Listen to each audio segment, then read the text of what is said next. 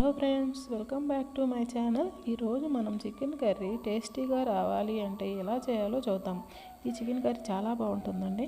ముందుగా మనం స్టవ్ వెలిగించి ఒక పాన్ పెట్టుకోండి. అందులో 1 టేబుల్ స్పూన్ వరకు జీలకర్ర మరియు 1.5 టేబుల్ స్పూన్ వరకు ధనియాలు, అందులో 4 లవంగాలు మరియు 2 ఇంచుల దాల్చిన చెక్క ముక్క మరియు 2 యాలక్కాయలు, అలాగే ఒక చిన్న స్టార్ ముగ్గ వేసి ఇందులోనే బిర్యానీ ఆకు కూడా ఒకటి చించి వేసుకోండి. ఇలా వేసి వీటిని కొద్దిగా డ్రై రోస్ట్ చేసుకోవాలి. ఇప్పుడు దీనిలోనే 3 ఎండుమిర్చిని కూడా యాడ్ చేసుకోవాలి. ఈ ఎండుమిర్చి వేయడం వల్ల మనకి మంచి సువాసనతో పాటు కలర్ కూడా బాగా వస్తుంది. సో మనం ఇవి కొద్దిగా డ్రై రోస్ట్ అయ్యాక ఇవి చల్లారాక వీటిని మిక్సీ జార్లో తీసి మనం ఈ విధంగా పౌడర్ని చేసి పక్కన పెట్టుకోవాలి. చూసారు కదా, ఈ పౌడర్ ఎంత బాగుంది కదా. సో ఇప్పుడు మనం 3 మీడియం సైజ్ ఆనియన్స్ని ఇలా నిలువుగా కట్ చేసి పక్కన పెట్టుకోవాలి. అలాగే 3 పచ్చిమిర్చి కూడా కట్ చేసుకొని పక్కన పెట్టుకోండి. అలాగే ఇప్పుడు మనం స్టవ్ వెలిగించి పాన్ పెట్టుకున్నాక 3 టేబుల్ స్పూన్ వరకు ఆయిల్ అనేది యాడ్ చేయండి. ఈ ఆయిల్ హీట్ ఎక్కాక ఇందులో మనం కట్ చేసుకున్న ఆనియన్ మరియు పచ్చిమిరపకాయలని యాడ్ చేయాలి. ఇవి మనకి కొద్ది కలర్ చేంజ్ అయ్యే వరకు ఫ్రై చేసుకోవాలి. ఈ ఆనియన్స్ అనేవి ఎంత కలర్ చేంజ్ అయితే అంత బాగుంటుందండి కర్రీ అనేది.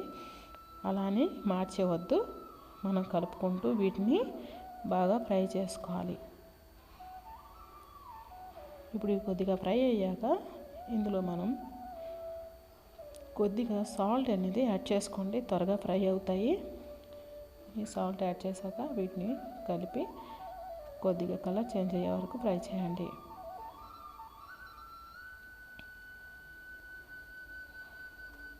ఇప్పుడు ఈ కలర్ చేంజ్ అయ్యాక 1 టేబుల్ స్పూన్ వరకు అల్లం వెల్లుల్లి పేస్ట్ యాడ్ చేసుకోవాలి. ఇది పచ్చి వాసన పోయే వరకు దీన్ని ఫ్రై చేసుకోండి.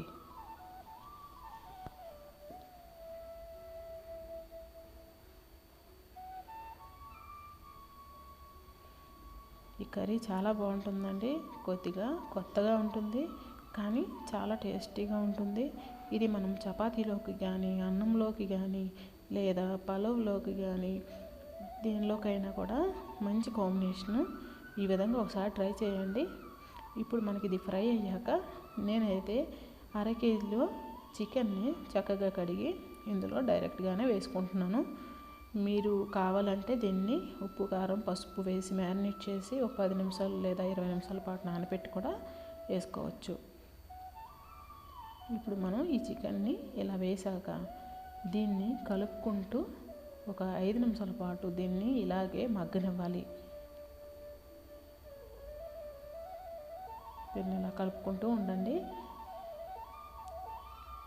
ఈ చికెన్ కర్రీ అనేది చాలా బాగుంటుందండి. మనం ఎప్పుడు ఒకేలా కాకుండా కొద్దిగా కొత్తగానే ట్రై చేస్తే టేస్ట్ అనేది డిఫరెంట్గా వస్తుంది కదా. ఇప్పుడు దీన్ని మనం మూత పెట్టి ఒక 5 నిమిషాల పాటు దీన్ని ఉడకనివ్వాలి. చూడండి, మనం 5 నిమిషాల తర్వాత మూత తీసి చూస్తే వాటర్ అనేది కొద్దిగా బయటకు వచ్చింది. ఈ చికెన్లో ఉన్న వాటర్ అంతా పోయే వరకు కొద్దిగా మనం ఇలా కలుపుకోండి.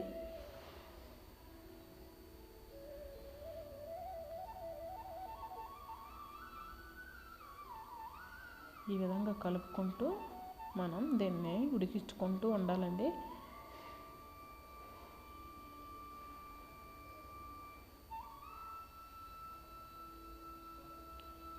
ఇప్పుడు దీనిలో మనం మిక్సీ పట్టుకున్న మసాలా మనం చేసాం కదా, ఆ మసాలా అనేది కూడా మనం ఇందులో యాడ్ చేసుకోవాలి. ఇప్పుడు నేనైతే రుచికి సరిపడా సాల్ట్ అనేది యాడ్ చేశాను. ఇందులోనే మనం మిక్సీ పట్టుకున్న ఈ పౌడర్ని కూడా వేసుకోవాలి. నేనైతే కొద్దిగా ఉంచేసాను. సో ఇలా వేసుకున్నాక మనం 1/2 టేబుల్ స్పూన్ వరకు పసుపు కూడా యాడ్ చేసుకోవాలి. ఇలా యాడ్ చేశాక దీన్ని మొత్తాన్ని బాగా కలిసేటట్టు కలుపుకోవాలి.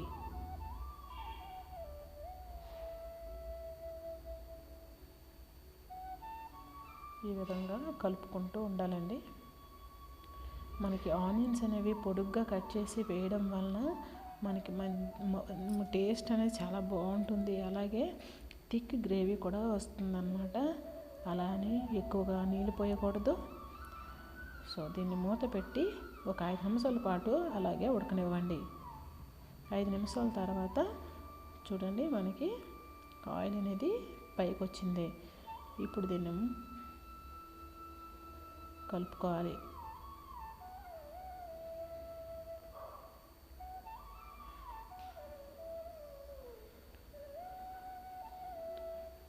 ఇలా కలిపిన తర్వాత మనం ఆల్రెడీ పచ్చిమిరపకాయలు వేసాము, ఎండుమిర్చి కూడా వేసాం కదా. ఇప్పుడు నేను 1 టేబుల్ స్పూన్ కారం అనేది వేస్తున్నా. ఎందుకు అంటే ఇది దంచి పెట్టుకున్న కారం అండి, అందుకే నేను 1 టేబుల్ స్పూన్ వరకే వేసాను. మీరు కారం తగ్గట్టు వేసుకోవచ్చు. ఈ కారం వేసాక దీన్ని బాగా కలపాలి.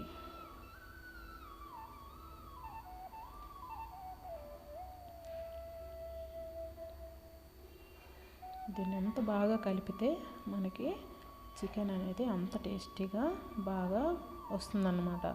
ఇప్పుడు మనం ఇందులో తగినన్ని వాటర్ అనేది వేసుకోవాలి. నేనైతే 1/2 గ్లాస్ వాటర్ అనేది యాడ్ చేశాను. మీరు కావాలంటే ఇంకా కొద్దిగా వాటర్ అనేది వేసుకోండి, మరీ ఎక్కువ వేయొద్దు, టేస్ట్ అనేది బాగోదు. సో మనం ఇలా వాటర్ వేసి దీన్ని ఒకసారి బాగా కలిపి ఇలా మూత పెట్టి ఒక 15 నిమిషాల పాటు దాన్ని అలాగే ఉడకనివ్వాలి. మధ్య మధ్యన కూడా కలపొద్దండి. అలాగే 15 నిమిషాల తర్వాత మనం మూత తీసి చూస్తే చూసారా, మనకి ఈ విధంగా ఉడికి ఉంటుంది. సో మనకి చికెన్ అనేది ఆల్మోస్ట్ ఉడికిపోయి ఉంటుంది. కాకపోతే మనం గ్రేవీకి తగ్గట్టు అని చెప్పాను కదా, మనకి గ్రేవీ ఎక్కువగా కావాలనుకుంటే ఎక్కువగానే వేసుకోవచ్చు, లేదా తక్కువగానే ఉంచుకోవచ్చు. నేను ఇప్పుడు కొత్తిమీర మరియు కొద్దిగా పుదీనా అనేది లాస్ట్లో వేసుకున్నాను. ఇది వేసాక దీన్ని బాగా కలిపి మనం స్టవ్ ఆఫ్ చేయాలి. ఇప్పుడు మనం చూడండి, నేను అంత గ్రేవీ ఉంచాను కానీ అది దగ్గర పడిపోయింది పూర్తిగా. ఇప్పుడు మనం ఒక హాట్ బాక్స్లో కానీ లేదా వేరే బౌల్లో కానీ వేసి ఉంచుకోండి. మరి మీకు కానీ నా వీడియో నచ్చినట్లయితే లైక్ చేయండి, షేర్ చేయండి, సబ్స్క్రైబ్ చేసుకోండి. Thank you for watching.